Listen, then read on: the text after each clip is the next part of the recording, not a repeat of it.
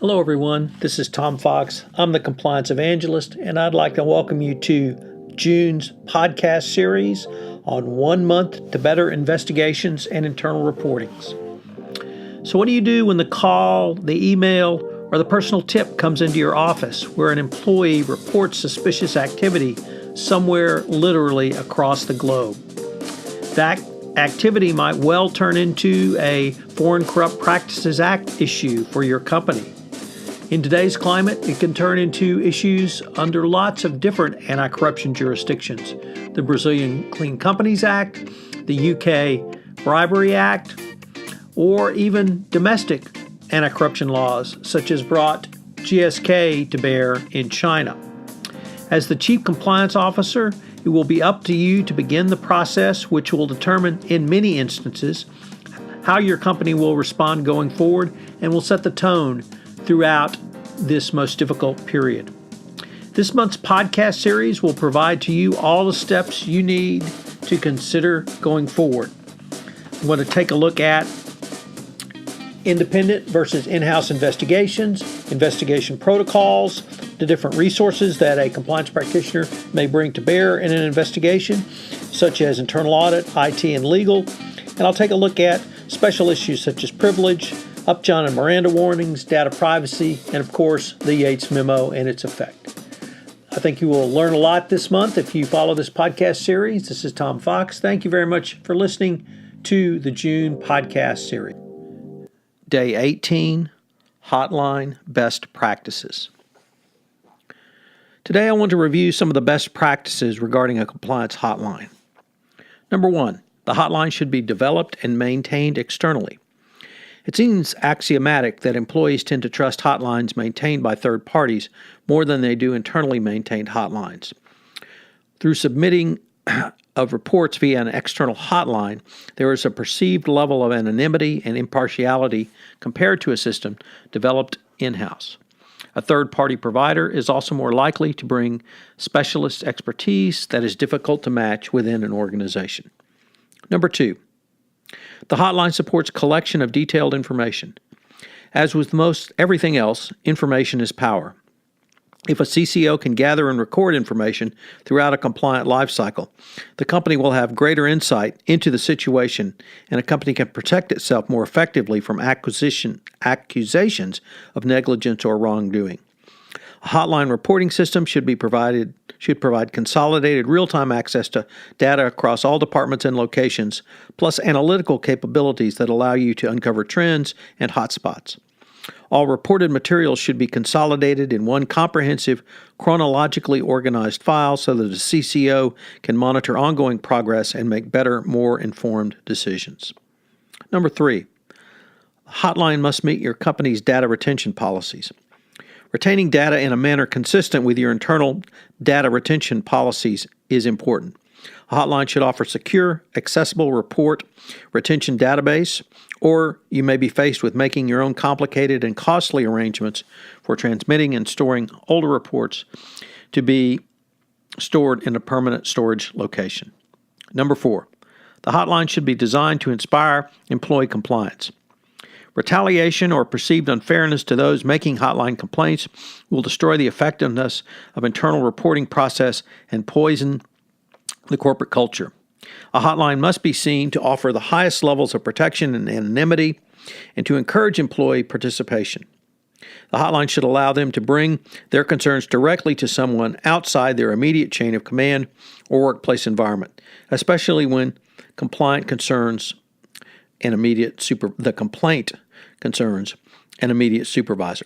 The hotline should also enable employees to report from the privacy of an off-site computer or telephone. It may seem like a small convenience, but giving employees the freedom to enter a complaint from a location that is safe can make a huge difference to participation rates. Number 5, the hotline offers on-demand support from subject matter experts. Opening lines of communications can bring new issues to your compliance group. It is therefore important that once these reports are entered into a system, a person or function has the responsibility to follow up in a timely manner. One of the mistakes you can make is to sit on a hotline complaint and let the employee reporting it fester. Additionally, with short time frames set out in the Dodd-Frank whistleblower timelines for resolution, before an employee can go to the SEC to seek a bounty, the clock is literally ticking. Number 6, hotlines provide inbuilt litigation support and avoidance tools. A company must make certain that its hotline is pre-configured to meet the legal requirements for document retention, attorney work product protection procedures, and the attorney-client privilege. Developing these tools in-house can add significantly to your cost, and maintaining a hotline without one exposes your organization to unacceptable risk. Number 7, the hotline supports direct communication. A hotline should open the lines of communication and give you a direct sight line into the heart of your company. Look for a system that enables you to connect directly, privately, and anonymously with the person filing the complaint. Direct communications also signals to employees that their complaints are being heard at the highest level. Like with all other risk management issues, hotlines must be managed effectively after the implementation and rollout. Here are some practical tips which will help you make your hotline an effective and useful tool. Get the word out. If employees know about the hotline, if they don't know about it, they won't use it. Allocate a portion of your time and budget to promoting the corporate hotline through multiple channels. Put up posters and distribute cards that employees can keep in their wallets or desk drawers. Deliver an in-person presentation when possible. And do not think of the promotional initiative as a one-time effort. It is important to remind employees regularly and through in-person communications via email or through intranets, newsletters, and so on. This is a resource that is available to them. Some hotlines offer promotional materials to help make the job easier. Make sure you ask what type of promotional support may be available. Next, train all your employees. Getting the employees to use the system is one half of the challenge. Ensuring they use it properly is the other half. This is where training becomes essential. Make sure that people understand what types of activities or observations are appropriate for reporting and which are not. HR and compliance staff will need training, too, to help them understand how hotlines impact their day-to-day activities. Company leaders also need to understand the role the hotline plays in an organizational culture and the importance of their support for this compliance initiative. Next, take a look at the data. Use the data derived from the hotline or through the hotline to identify unexpected trends or issues. Examples might be what percentage of employees use the hotline and what issues are they submitting. A healthy hotline reporting system yields reports from 0.5 to 2% of your employee base. If your reporting patterns are higher or lower, it may indicate mistrust of the hotline, misuse, or a widespread compliance issue. Isolate the data by location and department to identify microtrends that could indicate problems within the subset of your corporate culture. Analyzing the data can help you stay one step ahead of all emerging issues. Next, response to critical fairness in the system. Seeing a hotline in action in this way can go a long way towards dispelling employee fears of being ostracized or experiencing retaliation, because if you see their concern are clearly and addressed fairly, they will learn to view the hotline as a valuable conduit. If your compliance program responds promptly and appropriately to hotline complaints, you can ensure robust participation and ongoing success. Even when a complaint proves to be unfounded, it can still provide an opportunity to open a dialogue with employees and clear up any misunderstandings. Responding to reported issues also gives compliance officers a chance to prove that issues can be resolved or addressed while protecting the privacy and anonymity of the whistleblower. So what are today's 3 key takeaways? Well, number 1, obviously get the word out about your hotline.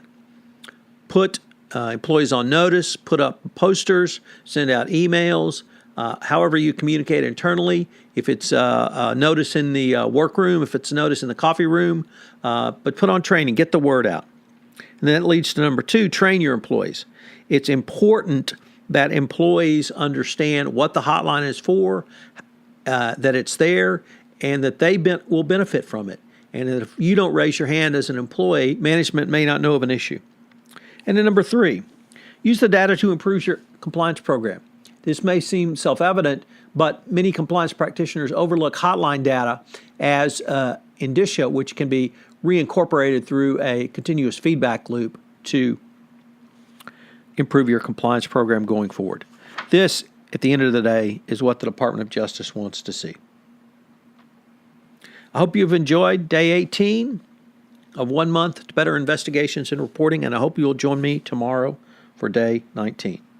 This is Tom Fox again. I hope you enjoyed today's podcast.